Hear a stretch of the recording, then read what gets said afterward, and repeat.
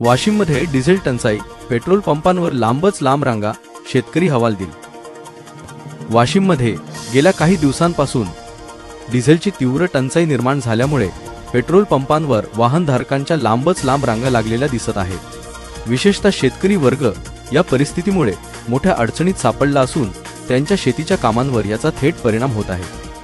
सध्या पेरणीपूर्व मशागत, नांगरणी आणि इतर शेतीची कामे सुरू असल्याने डिझेलची मागणी वाढली आहे.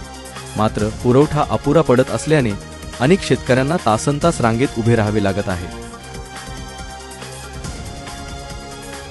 जिल्ह्यामध्ये मागील 10 दिवसांपासून डिझेलचा तुटवडा आहे आणि आज सकाळी 5 ते 6च्या दरम्यानपासून येथे नागरिक सकाळपासूनच अनुशापोटी इथे रांगेत आहेत आणि एवढा उन्हाचा कडाका सुद्धा असून हे आपल्या शेतीच्या सामग्रीसाठी डिझेलसाठी या ठिकाणी आलेले आहेत.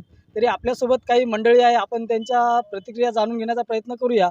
भाऊ, आपण किती वाजतापासून इथे या ठिकाणी आहोत? मी साहेब रात्री 11:30 वाजता लाईनीत राहिलेला इथे उभा आणि माझ्या कॅनी सुद्धा चोरून नेल्या कोणीतरी. आणि आपण किती वाजतापासून आहेत?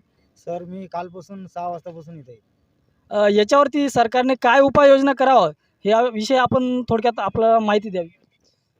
आम्हाला वाटते की या काही नसलं चालते, पण आम्हाला डिझेल महत्त्वाचं. कारण की डिझेलशिवाय कोणत्याच शेतकऱ्याचं वाहन चालणार नाही. कारण की सध्या जे आमच्यापाशी ज्या शेतीमध्ये बैल होते पहिले, ते आम्ही सर्व विकून टाकले. आता जे आहे तर फक्त आमचं सगळं भरोशावर, ट्रॅक्टरच्या भरोशावर. आता सध्या डिझेलच्या शिवाय आमचं काही होत नाही. आम्हाला लागेल पूर्ण डिझेलच. आणि डिझेल इकून तिकून आलो बी पंपावर तर 2,000 2,500 त्याच्यावर डिझेल भेटत नाही. रोजच्या 2,000मध्ये ट्रॅक्टरचं काही चालत नाही. 2,000मध्ये फक्त 4-5 किंवा 6 घंटे ट्रॅक्टर चालते, त्याच्या व्यतिरिक्त चालत नाही. दिवसभर आम्ही इथंच आहे. सकाळी मी 11 आपण काय सांगाल याच्यावरती काय उपाययोजना करायला पाहिजे सरकारने?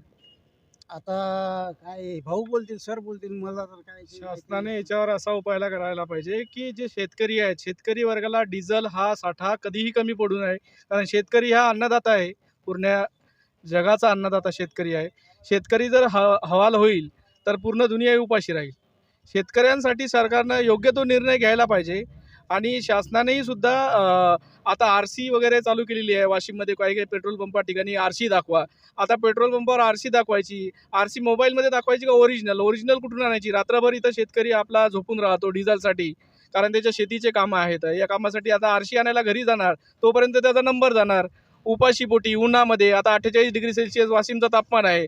अशा कडाक्याच्या उन्हामध्ये हा शेतकरी इथे बनतो. तर शासनाने शेतकऱ्याच्या हितासाठी किंवा शेतकऱ्याच्या प्रश्नावर काहीतरी तोडगा निर्माण करायला पाहिजे असं मला वाटते.